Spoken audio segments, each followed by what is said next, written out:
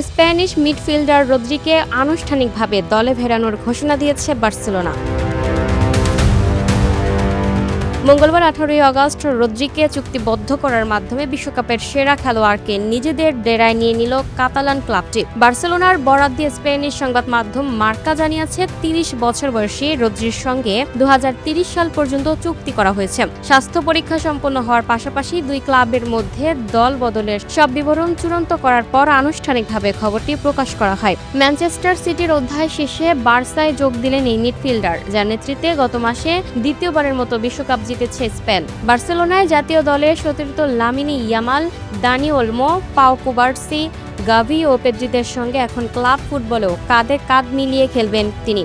রদ্রির জন্য 7,65,00,000 ইউরো প্রায় 1,080 কোটি টাকা দিতে সম্মত হয়েছে বার্সেলোনা। অবশ্য চুক্তির আর্থিক বিষয়াদি আনুষ্ঠানিকভাবে প্রকাশ করা হয়নি। ম্যানচেস্টার সিটির সঙ্গে চুক্তির মেয়াদ আর 1 বছর বাকি থাকায় রদ্রি সোমবার বার্সেলোনায় পৌঁছে উচ্ছ্বাস প্রকাশ করেন। এই ক্লাবে খেলাকে স্বপ্ন বলে বর্ণনা করেন তিনি। বিমানবন্দরে উপস্থিত সাংবাদিকদের সংক্ষেপে রদ্রি বলেন, এখানে আসতে পেরে খুব ভালো লাগছে। বার্সেলোনার হয়ে খেলা আমার জন্য একটি স্বপ্নের মতো। সতীর্থদের সঙ্গে যোগ দেওয়ার সুযোগ পেয়ে আমি রোমাঞ্চিত, যাদের অনেকের সঙ্গে আমার আগে থেকে পরিচয় আছে। এখন কাজ শুরু করার এবং মাঠে নিজের সেরাটা দেওয়ার সময়। শুরুর দিকে রদ্রিকে দলে ফেরাতে আগ্রহ দেখিয়েছিলেন বার্সেলোনার চিরপ্রতিদ্বন্দ্বী রিয়াল মাদ্রিদ, তবে ব্যালন ডি'অর জয়ী রদ্রি বেছে নিলেন বার্সাকে।